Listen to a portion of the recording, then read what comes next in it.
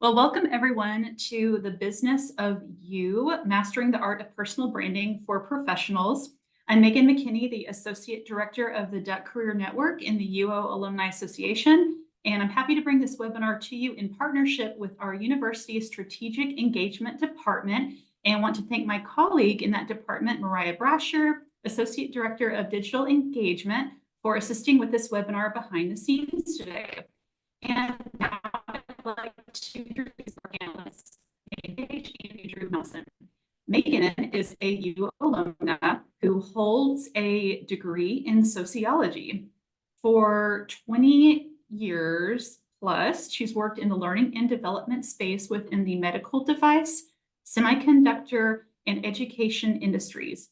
Now, as the Director of Global Talent Management at Intuitive Surgical, Megan is known for building strong cross-functional relationships and turning new ideas in employee development into reality. To make learning accessible, relevant, and memorable, focuses on nutritional talent practices and on-demand virtual networking. Now, Andrew Nelson is a professor of management and the Randall C. Pape Chair in Entrepreneurship and Innovation at the University of Oregon.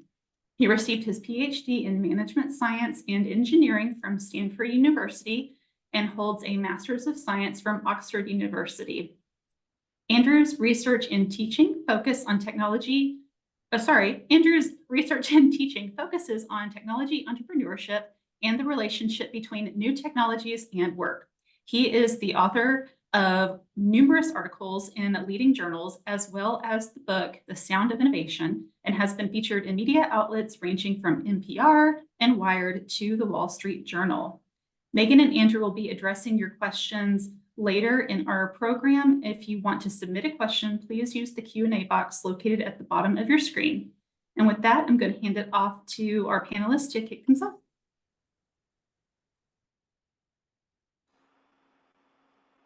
All right. Welcome, everyone. It's so great to see you. Megan and I are connecting behind the scenes here because both of us are having a little bit of audio connectivity issues right now. So this is as it always goes, right? But we are so delighted to be with you, and thank you for those very, very kind introductions. This will be sort of a fun pairing, we hope. Megan, as you heard, has incredible and deep experience working on exactly these kinds of issues through her time at Intuitive Surgical and other companies. And I, of course, will bring to you more of the academic perspective. What does the research tell us about branding generally? How might that research apply into the world of personal branding? And as you heard, I'm a professor of entrepreneurship. And so I work primarily with very small, under-resourced organizations. And that may resonate with some of you who feel in this wide world of branding with so many messages coming at so many people, how do we possibly make ourselves stand out? And how do we possibly carve out our own brand? So we hope that together we can bring you some insights and also make this a little bit of an interactive, session. So with that, Megan, are you ready to kick us off here?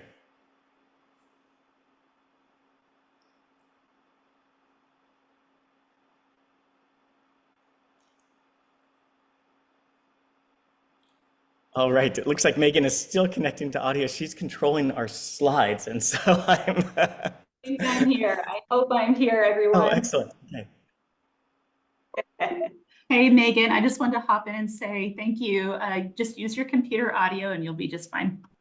Perfect. Thanks, everyone. Sorry about that. And Andrew, thank you for getting us started.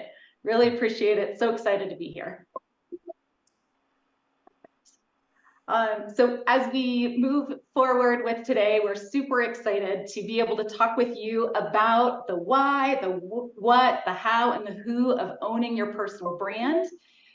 We are looking forward to guiding you through some self-investigation and also spending some time helping you go through a few key steps that will enable you to really settle on what type of brand you're looking to have out in the world, and also owning it and evolving it over time. So we want to start by just getting some feedback from you on brands that you've seen. Andrew's put together some suggestions for brands that many of you know. Take a look here and see what comes to mind when you look at the brand.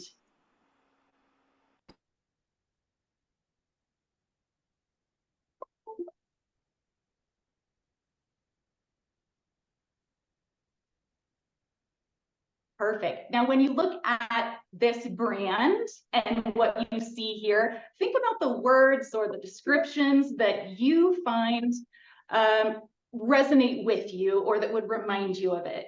We're going to put a few other ones up as well. When you see these, what comes to mind?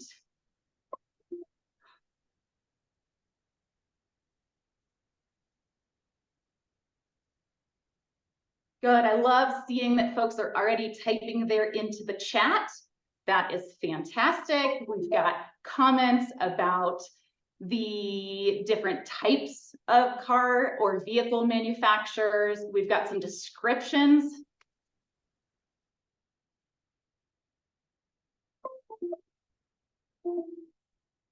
Sorry, everyone. I think that the Bluetooth beeping is me. I am trying to work on getting rid of that. Good, love these comments. Please do, if you don't have your chat open, feel free to take a look at that and see what you see. Now, we'd love to get your feedback though. Consider yourself looking into buying a new car and bringing a new car into your family.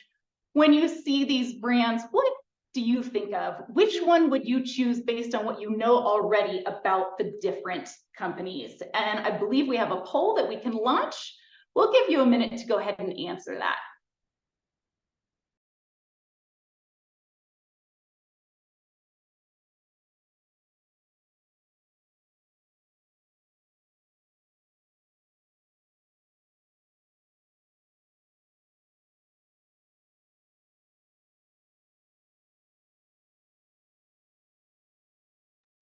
Great, we'll give you another 20 seconds or so to let us know if you were going to buy a car tomorrow, which vehicle manufacturer would you go to?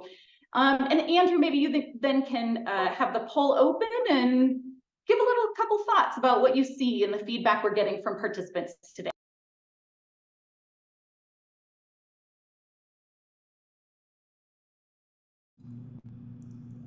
I'm going to jump in here. It's so as people continue answering, but it's so interesting to see, right? I mean, off the bat, one of the conclusions we might draw is Ram appears to have some trouble with this particular demographic.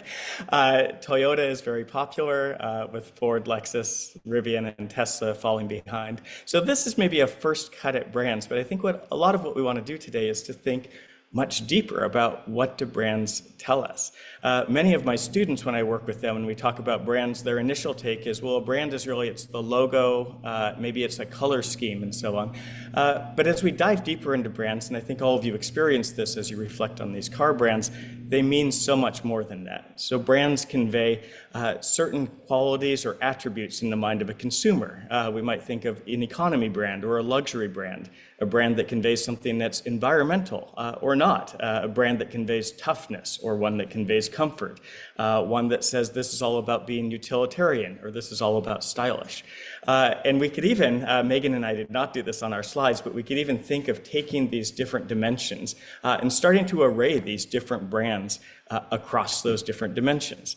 A Tesla is a luxury, sustainability-oriented automobile. We might think of a Mercedes-Benz as also luxury-oriented, but not sustainability-oriented. So what brands are doing, in other words, is not just telling us, oh, this is a recognizable logo, or I've heard of this company, or even I have positive or negative feelings about this company. I want to purchase their product. It's telling us about what is this company? What does it stand for? What is the kind of relationship that I would like to have with it? What kind of relationship do other people have with this kind of company? In short, brands are a very abbreviated way to convey a whole lot of information about a company. And of course, the place that Megan and I are headed is they also can be a way to convey a whole lot of information about yourself. Megan, over to you. So when we think about these brands, another consideration is that it's not just corporate brands. We're going to be talking about personal brands today, but we also have to consider organizations, academics, and other places where you're also a consumer out in the world. For example, you are here today because you're either a University of Oregon alumni or somehow associated or have a friend at the University of Oregon. What was it that you were influenced by in order to join the University of Oregon or where you continued education over time? Would love to hear some of the things that you were driven by in making a choice about continuing your academic career.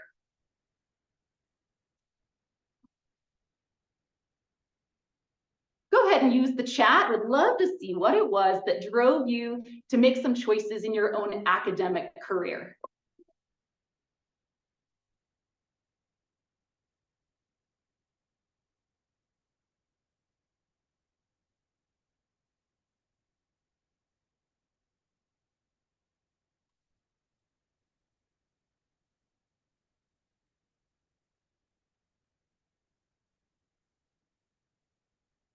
Love it. So someone is saying that they were already local to Eugene, so it feels like home.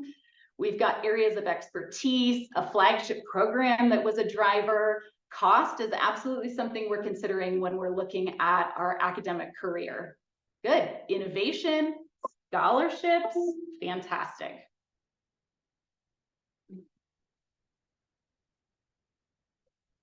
Good. So take a look at that and consider what some of those drivers were for different folks that are here on the call as we move forward and start talking about different brands that are available. Now, in the big general aspect, brands are really about a set of expectations, memories, stories, and relationships that taken together create an experience for the consumer or whomever is working with you. And so let's go ahead and look at some of these examples. We've brought together two different apparel companies. Andrew's going to share a little bit about what each one has driven in terms of their own brands to help drive their customers from different areas of the world or different aspects of apparel. Obviously, we didn't choose these examples by accident. These are both companies with very strong ties to the University of Oregon. I expect all of you are probably familiar with both of these brands, perhaps even own multiple items from both of these brands. But I would love to see, again in the chat, what are some of the attributes? Let's start with Nike. When you think of Nike and you think of products from Nike, and you think of yourself as a potential consumer, somebody who might buy some of these products, what does it bring to mind? What does Nike bring to mind as a brand? So I'm going to read some of these off. Innovation, the gold standard for sports apparel, sports, style and comfort, athletic, quality, reliability. And now we have some of these other associations here too. Hayward Field, Michael Jordan. And brands, of course, are powerful at doing this, U of O. And so some of the other associations with a brand. Let's do this now for Columbia. When you think of Columbia and you put yourself in the shoes of a potential consumer or purchaser of a Columbia product, what do you think? What comes to mind?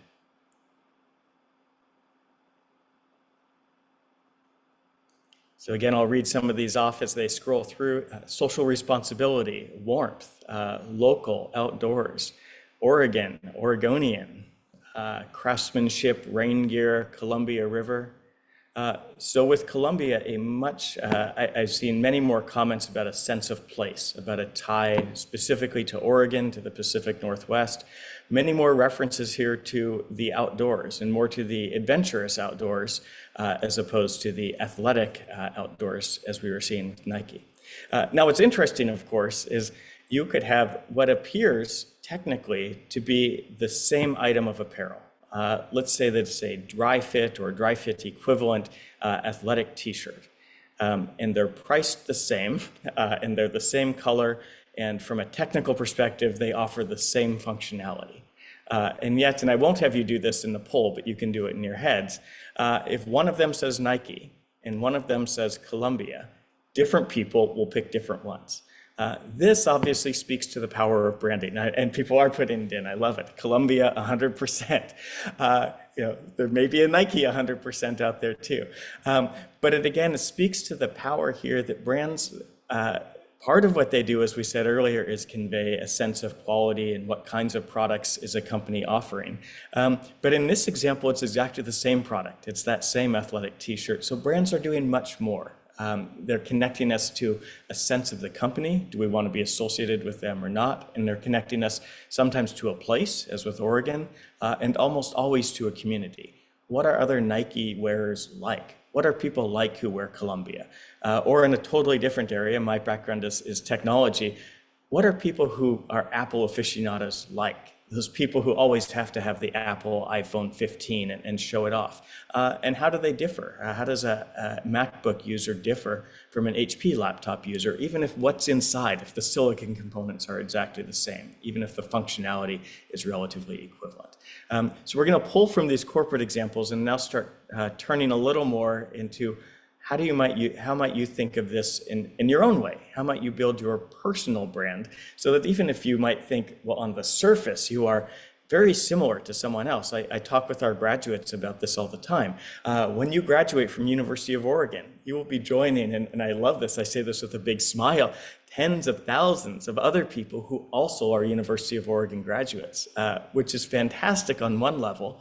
And on the other level says, how are you going to position yourself? How are you going to draw on this common, fantastic legacy, but think of putting a bit of your own person in this?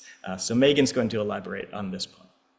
Awesome. Thanks so much, Andrew. And again, apologies. I hope that the audio, we shouldn't be beeping anymore.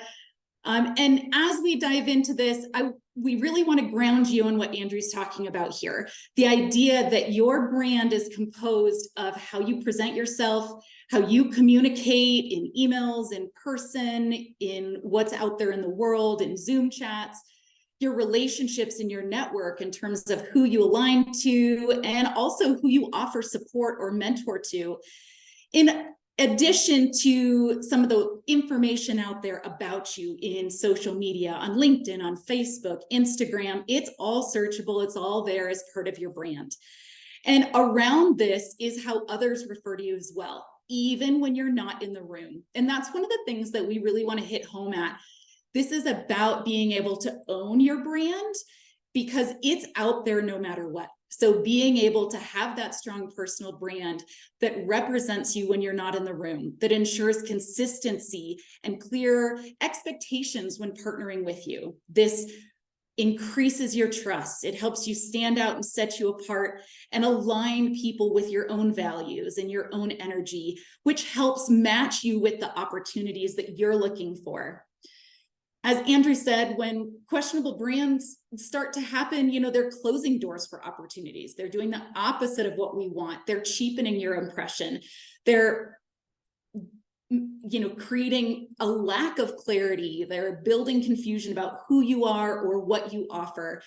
And they're diluting that feeling of trust and a misunderstanding about values.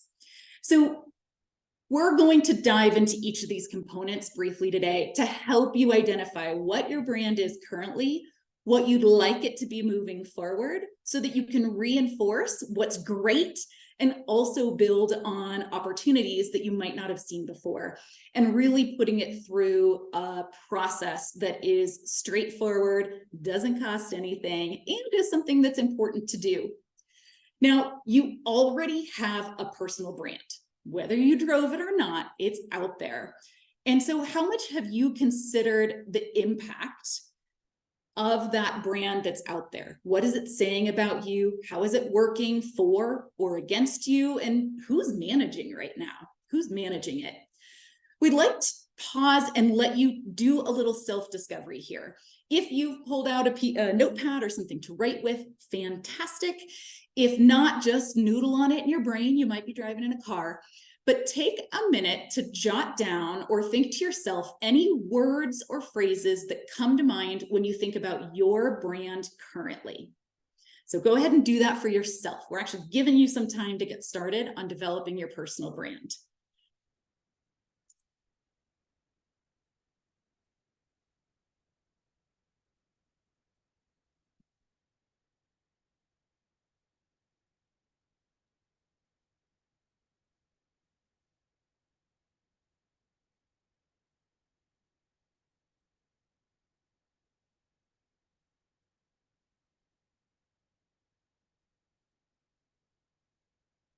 Again, you're putting down just a couple notes, words, phrases, whatever it might be, that's going to help you get started in thinking about your brand as it is today.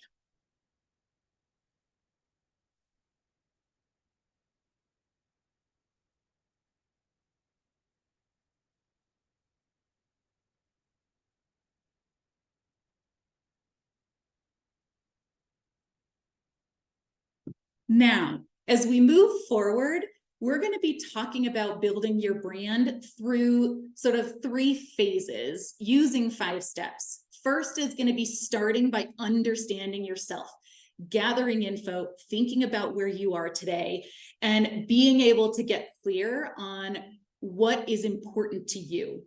Then we're going to take action by making conscious decisions and actions going forward to build your brand, evolve it, create it, iterate on it wherever you are in the brand workflow.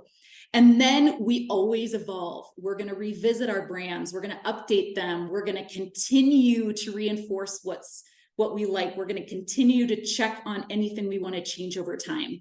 And you can see this as a planned approach using these 5 steps.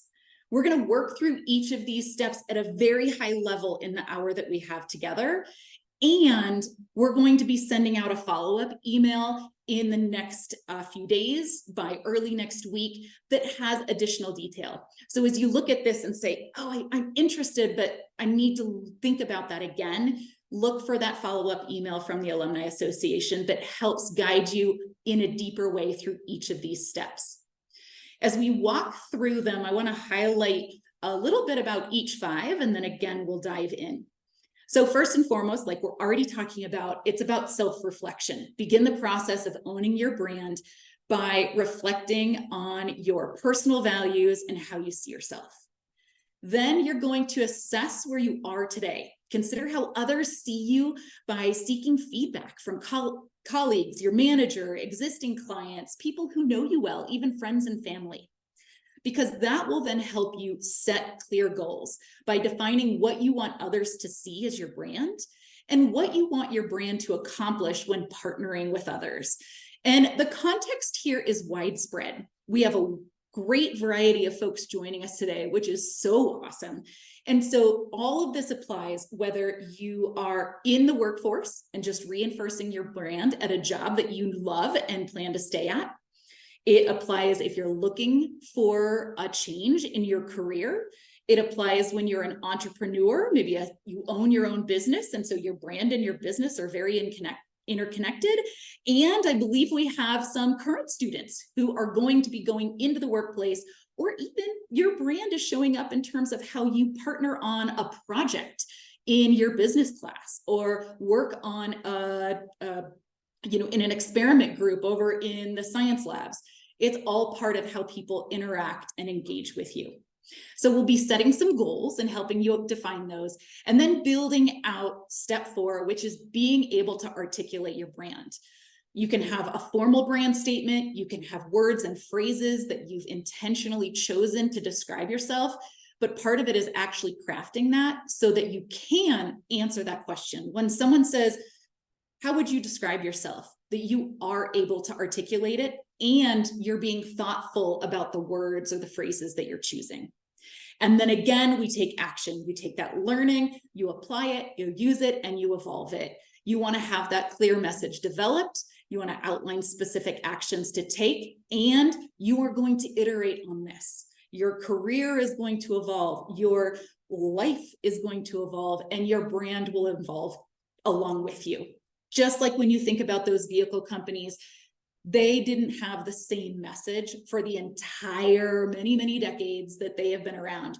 They chose over time to evolve their brand as well. So let's get started. Before we jump into step 1, Andrew, anything you'd like to add as we talk about the process here? I'm a professor. I always have things to add. No, I will maybe take this little moment just to pull back the curtain a little bit before we dive into the detail here on this webinar. So our title here is The Business of You. And as Megan and I and our great partners at the UO Alumni Association were discussing this, one of the ideas we batted around is I work with business students all the time, but how many of them don't realize that the tools we develop to help businesses grow and to help businesses and other organizations thrive are actually very much like the same tools that we can use to help us as individuals grow in our own careers and in our own lives. So I even do an exercise with my students where I say, think of yourself as a new organization or a new business. Part of this is the branding bit, and I promise we'll get there in a minute, but the other bits I want to just highlight here is you can think of who is your competition. Who else is trying to achieve what you're trying to achieve? And are there ways to partner with them, or are they truly competition, in which case you need to think why someone would work with you instead of someone else? We even get to the level of things like a board of directors. Organizations have boards which provide oversight and advice and draw on diverse perspectives in order to do that. Can you do that as an individual? Can you have a personal board of directors that helps you think of this? So I want to give that as background because a lot of what Megan and I will be talking about is focused on individuals specifically, but a lot of it, if you find yourself hitting these points and thinking, how would I do this for myself? I'd encourage you to step back and think, you probably already do this for some of the organizations you're engaged with, whether it's for your job or in a volunteer status, a nonprofit that you work with. How can you take some of those same tools and apply them to yourself? So that's the big 10,000 foot view. But now Megan and I are going to, last little detour, I promise. We're going to bring it down and really focus for you as an individual. How do you apply this branding tool specifically to develop yourself? Perfect. I love it. And I do absolutely echo that. Think about yourself as a company, whether you've ever done that or before. All of what Andrew's saying is exactly right. We want to be intentional, thoughtful, and overt about what's unique and special about us and what we bring forward to the table and motivates us. So let's start with that motivation piece. When we think about our brand, first and foremost, it needs to be authentic to you. You absolutely will be thinking of others, but first you want to see what really drives you and engages you to do work, to be involved, to partner with others. So we have a little activity for you. On this slide are a number of different reasons or motives that we get excited and engaged at work and enjoy working with others. I'd like for you to look at this list, again, whether it's written down or in your head, pick 5 that call out to you. Literally just start reading down the list and be like, yep, that one is meaningful. You'll feel which ones you feel connection to versus which ones don't really resonate. So take 30 seconds to read through this list and grab 5 that you resonate with, that are meaningful to you.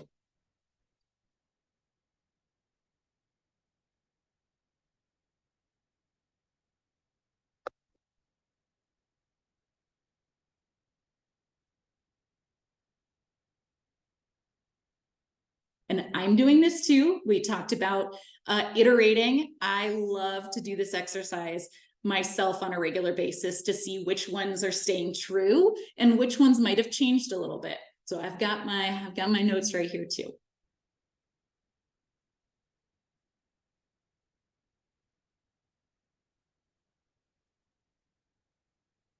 Good. Now, hopefully kind of around 5 popped out as the ones that just, when you read them, you're like, yeah, that is something that I resonate with. There were other ones where you're like, yeah, whatever. I just sort of passed by it. Now, of those that you identified, look back at them and pick the 2 that really drive your engagement or interest. Like when you do work that offers those sort of feelings, you get excited. When you make choices, it's oftentimes because you get a feeling of adventure, or because you feel innovative, or because you like to feel like there's a future or a strategy. Go ahead and pick 2 of those that are sort of the strong ones.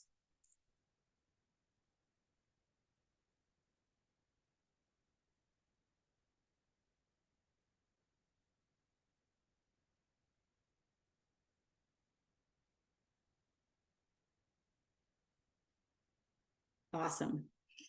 Now, we do this over time, and there are lots of different reasons that we get excited and are like kind of the values that are important to us.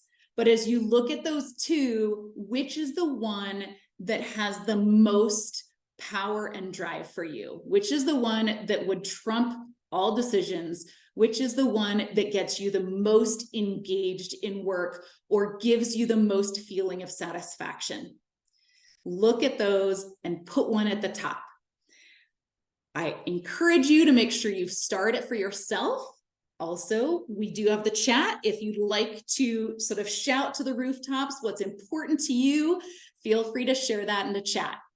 For example, I really connect with continuous learning, developing people, recognition, innovation, and a feeling of autonomy where I get to choose sort of how I do the work that I do. And for me, when I narrow it all down, over and over, autonomy comes to the top. If I have the flexibility to set goals with people and then work through those goals in the way that I believe will keep me innovative and continuously learning and helping others, I feel the most engaged. And it's also something that I offer for my team. So I would put autonomy down right there in the chat.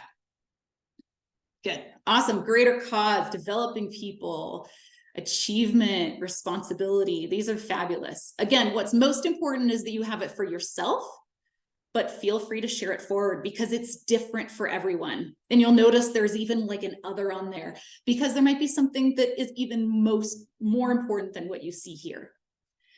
Now we're going to take this self-discovery and bring it forward.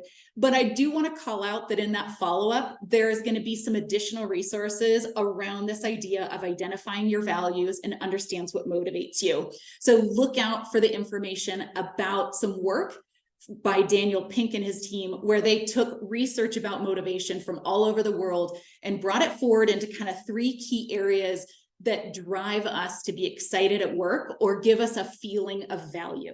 So look for that in advance. Now, once you have that in place, we want to solicit feedback to see what brand is out there already. You all just did this for a bunch of the vehicle companies and for the University of Oregon, along with some of the other academic institutions we had on there. We asked you, what is your impression of these brands? Now for you, you want to ask others what their impression is of you. And you can do this in kind of 2 simple ways. Do not worry about overworking this. This is not a 100-question survey that you send to every client every single time that you work with them. These are quick touch points and from people that have a good feeling about you. They're going to bring forward positive words. They also might bring forward words or phrases that don't resonate with you, but that's how you check what that brand is out there right now. So 2 examples that you see here on the slide. One is just asking for words. You can literally just phone a friend and say, Andrew, what are some words that you think of when you think of me? Right? You can ask folks formally. You can also leave it very generic. But the idea is that you're gathering some of those words. In this case, this is actually a word cloud one of my teammates made when she reached out to a bunch of partners and asked them for words. And she actually took all the feedback and dumped it into a word cloud system. And you can see things like organized came up more often than other ones. Now, this is a nice way to check whether your current brand matches what you want. So in her case, she loves to be organized and she considers herself a fabulous project manager. And in fact, that's what other people said. So she's very aligned. She even in her interview said specifically to me that she is a project guru, project manager guru. And that was how she was selling herself in the interview. And you know what? It's part of the reason she got the job, because we were specifically looking for someone who wanted to organize and project manage. And she's definitely held that through her time.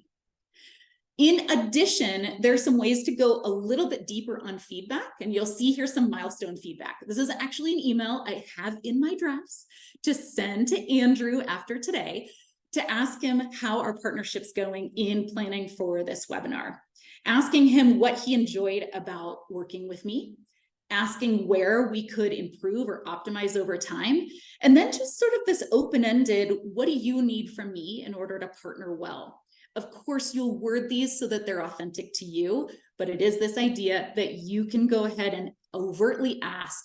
We call it milestone feedback, this idea that, again, the webinar finished, or you hit a key project milestone, or you finished a 3-month project with a client, and you're saying, I'd love to work with you again. What would be great for us to know before we start the next time? Andrew, any comments on that before we jump into setting goals and moving forward in your plan? Yeah, just quickly, because this step is so important, and it's something those of you with backgrounds in psychology may know this distinction between identity and image. And identity is, how do I think of myself? Who am I, or who are we as an organization? Image is, how do others think of me? How do others think of us? I work with a lot of businesses, it's my job. And so often I'll walk into a business, I'll talk to the management, to the leadership team, and also to employees at all different levels. And they might say, we are cost efficient, we're an operationally lean organization, that's who we are. But then I'll go talk to their customers, I'll go talk to their partners, I'll talk to their suppliers, and they'll say things like, they are so penny pinching. They sacrifice quality for price. They have horrible customer service. And what's being surfaced there is this mismatch between how the organization thinks of itself and how others who interact with the organization perceive of it. And what we're trying to do through the branding exercise is, of course, bring these two worlds together. As Megan said, step one starts with you. What are your values? How do you perceive yourself? What drives you? But this other part, how do others perceive of you, is equally important. If you think that you have certain values, but others don't see those in you, they're not doing the work for you that they could be. Awesome, love it. And that really leads into this next step of setting goals. Now, you're going to come up with what you think is important. And many of you are probably really familiar with like setting work goals and, step by step. Going back to Maya, she's going to make a plan, she's going to make some actions, and she's going to do it. But one of the most important things in that is to think about your brand in a way that offers a 1+1 mentality. And this is where you bring your own values, motivation, and authenticity forward and partner that with who your consumer is. Who is it that you're looking to partner with? What are they wanting to get out of the relationship?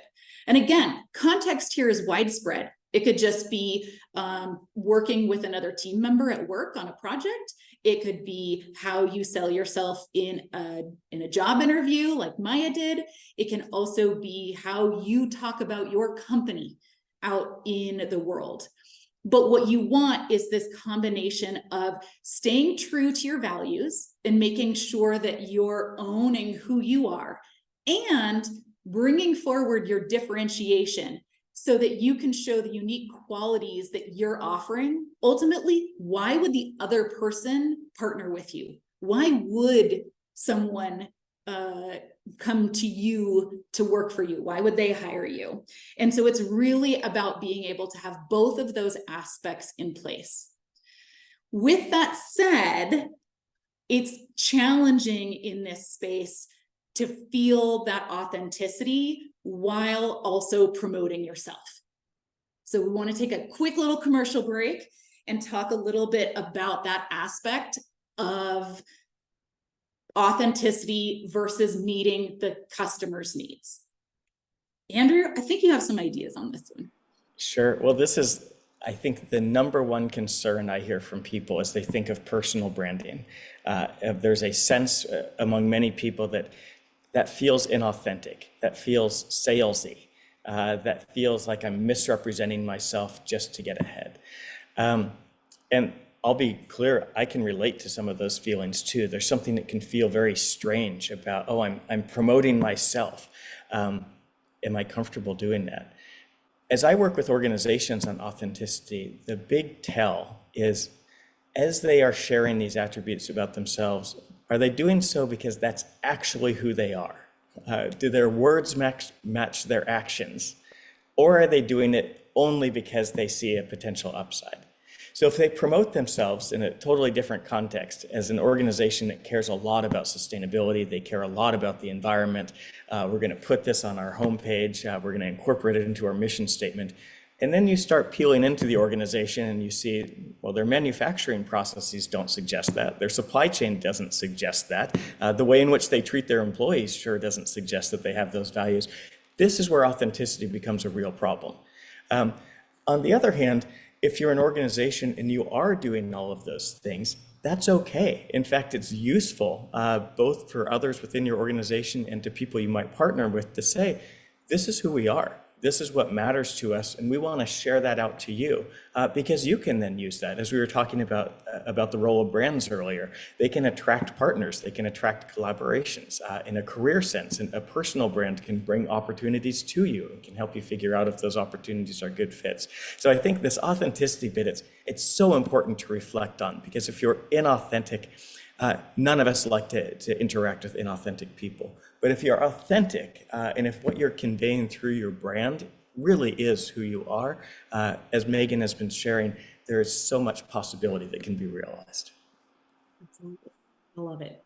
So let's see how that actually is played out in some of those examples that we talked about before. Now, again, applies across the board, but we looked at some of those vehicle manufacturers before. You had an initial reaction to them just based on their logos or the name of the company. But part of this is also being able to put words to the brand.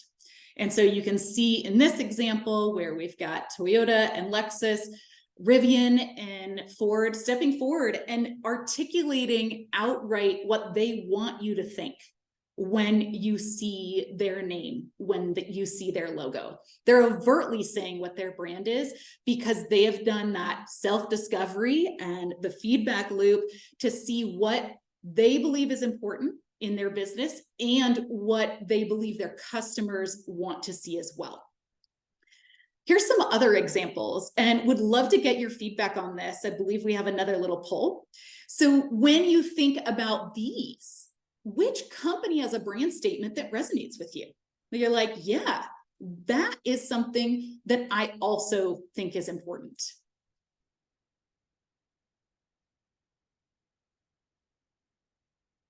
Love it. Ooh, love seeing the back end of polls. We'll go ahead and share them forward in a minute. We've got about 50% of the group. We'll give you another 10 seconds or so. Obviously, it's different for everyone. So there's all correct answers here. But what are some of the ones that are most resonating with the group? All right, I think we're at like 70%. Would love to share forward with everyone. Wait. Also in the chat, are there other taglines or companies that have come to mind that you really stick with? You're like, yeah, that's something that's driven me to come to a company. Andrew, I think we have some interesting results here.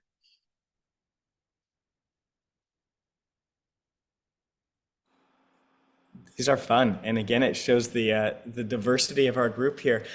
Interesting, I often zero in on what is no one picking up on. Megan and I put Harley Davidson in here because from a branding perspective, they've faced a real challenge.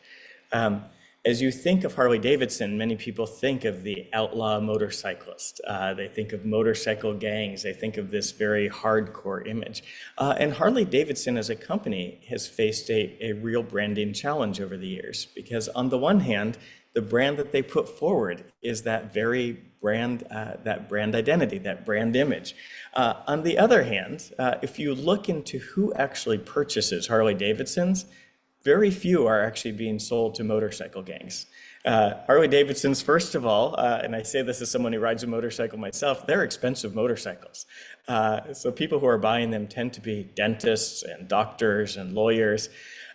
Harley also is the most popular bike among women. Now, these are aspects of the Harley brand that most people don't expect. And Harley internally had a lot of discussion around what do we do about this apparent mismatch between the people who are purchasing our motorcycles and the image that we've put forward. And the approach they've taken, if you're not in the motorcycle space, you won't know this, but is to actually bring these two pieces of the brand together. So Harley advertisements will show, for example, the caption "soccer mom," but then it will show a woman in front of a motorcycle. But really trying to take this brand image that they already have, but also use that to propel themselves into new markets, and in a way which is authentic, as we were talking earlier, to the actual users and uses of their motorcycle. Love that. And I think it's such a, it's this piece where it's not like they turned around and tried to come up with something that wouldn't resonate for a long time Harley owners. They don't want to alienate customers that they've had before. And they did that research to say, but today, what are folks looking for and what are they attracted by? And how can we help answer that? So I love it. Actually, I was on their website about last week as we were preparing things, and they have some really great new updated information there about their company culture and some new sort of very fresh perspectives on how they help, kind of bring forward, that I thought was really innovative. So if you're looking around, sometime it's worth a little Google search. Now, the other thing that we want to talk about with brand statements is that they will change over time. This is not something where you come up with a statement or words and then that's it, and that's the end, and it'll be the same forever. Our work changes, our lives change. We have seen all kinds of cultural changes over the last few years, which adjust and evolve what's important to us. And so we brought together a little bit of a history around the University of Oregon. And we're curious in the chat for you to share which you personally connect with. These are a whole collection of different brand statements, ultimately, that the University of Oregon has made over the years, all the way from things about never raining in Autzen from back in, I think that's the 60s, our motto, the original motto from when the University of Oregon was founded, as well as even some very, very overt statements around who we are as Oregon and as families and as where we can go. And I am a 2000 graduate. So when I started at Oregon, Throw Your O didn't exist. And when I ended, it absolutely did. So it's fun to see the evolution of things like that. So definitely, love it. Throw your O, once a duck, always a duck. Love all of these examples that you're throwing in. Perfect. Okay. So the big piece here is that you can have more than one brand statement. It might vary depending on the situation or where you're trying to connect with the consumer or whomever you're talking to. And you also, again, need to evolve it over time. Now, we're not going to go deep into brand statements today, but in that follow-up email, there's actually exercises to help build your brand statement. It's important to highlight 3 characteristics within your brand that carry back to everything we're talking about. You want to identify what skills you bring forward. You want to connect back to your personal values. And you also want to show that 1+1 by articulating what kind of results or impact you will have when someone is working with you. And you likely won't have a super formal statement like this all the time, but you do want to make sure that it's including those key components so that you can differentiate yourself and be authentic at the same time. A lot of folks actually like to come through this exercise, and once they've gone to the bigger piece, then narrow it down into an anthem of sort, which again focuses on the differentiator plus the impact or the value or what you're like most proud of. I've gone through this exercise, and innovation orchestrator is actually how I describe myself. If I'm at a quick speed networking and someone says, Megan, what are you proud of? What do you bring forward to the table? I say, I'm an innovation orchestrator. You can see some other examples here. There's actually a cool online test you can do that helps you build some of these words through a company called Fascinate. And it helps you come up with taking those values, taking the differentiation and putting them together. And again, you'll see that in the follow-up. So as we move forward, we've been talking a lot about this process and the why behind everything. We really encourage you to keep working through these steps. Again, it's an iterative process, but start by doing that self-reflection. You've done a smidgen of it so far in the last 52 minutes, but we encourage you to do more. And then go out there and find out what your brand is today, and also what you're hearing from other people that you might not have realized, in a good way and possibly in a way that you want to change. And then set those goals so that you're creating a brand and you're owning your brand in a way that helps differentiate you and show what is valuable or important to you. And then get it out there. Take that action to start articulating it forward. There's lots of places to put your brand. You may or may not write it out as a statement, but you do want to be able to talk to it. You may want to update your LinkedIn profile. You might have a business card. The new digital business cards are super fun for those of you that go to conferences. Your email signature, if that's an appropriate place, depending on the situation. In your bios, you see that Andrew and I both had very distinct brand statements that were part of how Megan introduced us today. Even Facebook is part of your brand. So what are you putting out there? And then evolve and, reevaluate over time. But the most important is that you actually do something. You take ownership, and even if it's little baby steps, you take a step forward. So we have one question for you, and then we will open it up for questions from you. And our number one question is right here in the slide. We want to hear from you. Given the things that we've shared today and the insights that you've had, what's one action or one key insight takeaway that you are going to have as we finish up today? Feel free to share forward whatever is most meaningful for you. We're really interested in hearing. Ooh, Andrew, I see lots of comments coming in. This is exciting. Hey, I love it. We've got folks that are going to think about how that differentiates you, and an online profile to update. Ask for feedback. Love it. Yes, please do use the resources. We're passionate about getting those to you and hope they are valuable.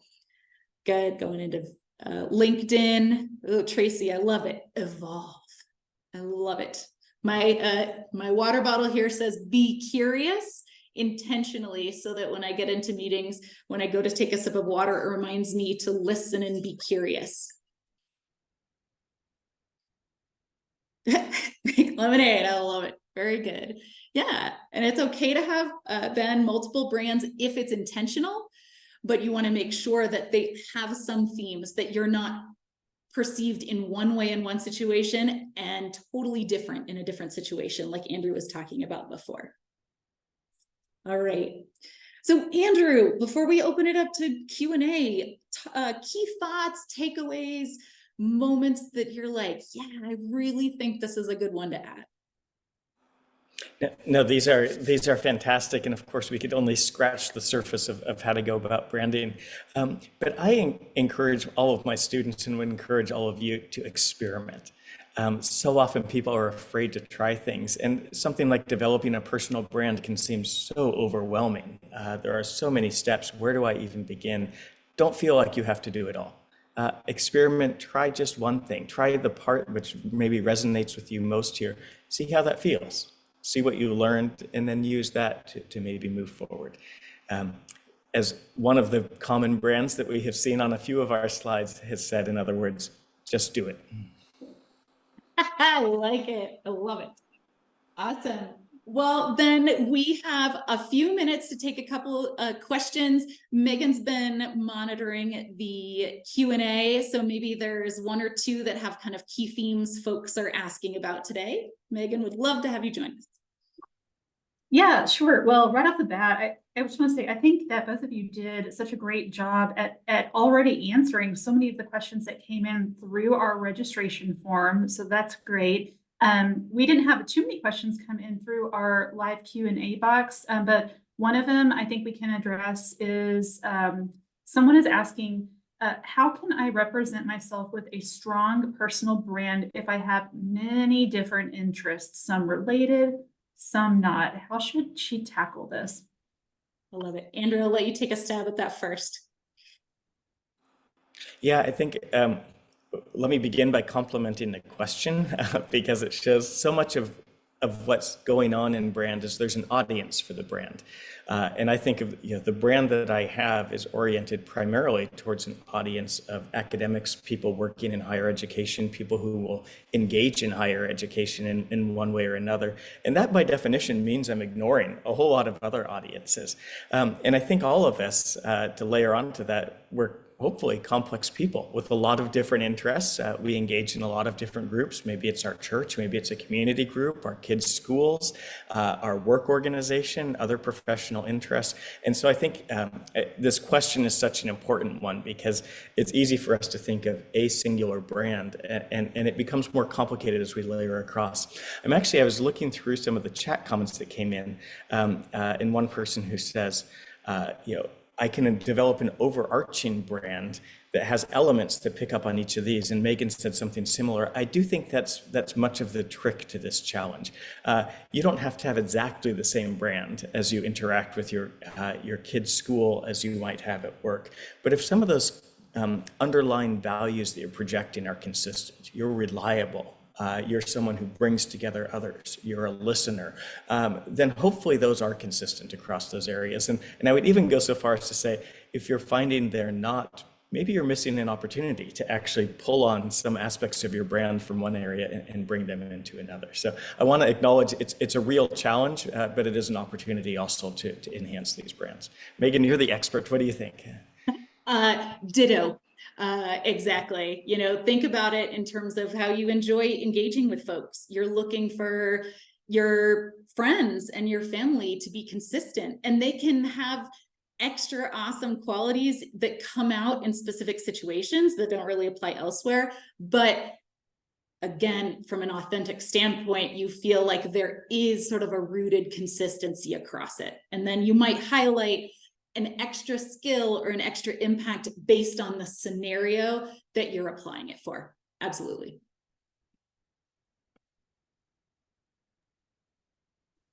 Megan, do you think we have time for one more? I know we're at time and we want to wrap up. We're at time. Perhaps we can squeeze in one more really quickly. We had one come in through the chat that asks if you're looking to change industries after having most of your work experience in one industry, how do you ensure authenticity to your personal brand? I think that's very much in line with what we were just talking about, with Andrew talking about the application of consistency and brand from home to work. It also applies from industry or career to industry or career. What are the things that you do well and you want to highlight and you want to stay true to yourself? And where might it change? If you're changing industries, what's the driver for you? And how does that play out differently? If you're changing jobs, how do you make sure that you're articulating why you are qualified for that new job, even if it wasn't something that you were focused on before? So picking up those little specifics within the scenario. Love it. Thank you so much. Well, it is 1 o'clock. We are out of time. I wish we had more time because there's so much more we could discuss. I know we had a couple of last slides here to share, and I just wanted to give a huge thank you to Megan and Andrew for sharing this comprehensive guide to personal branding. I hope everyone is leaving here today with some actionable takeaways to apply to their own personal branding endeavors and their career journey. We just shared a link to a survey in the chat box. I hope you'll take a moment to fill it out. It really helps us as we plan future virtual events like this. And like Megan said earlier, in the coming days, we're going to send all of you an email with a recording of today's webinar and a resource guide to help you continue refining your personal brand. And I know Megan is putting some final touches on that guide, so keep a lookout for that. It's coming. And until next time, I'm Megan McKinney, the Associate Director of the Duck Career Network. Thank you, everyone, for tuning in today, and I hope you all have a great rest of your week. Go Ducks! Thanks, everyone.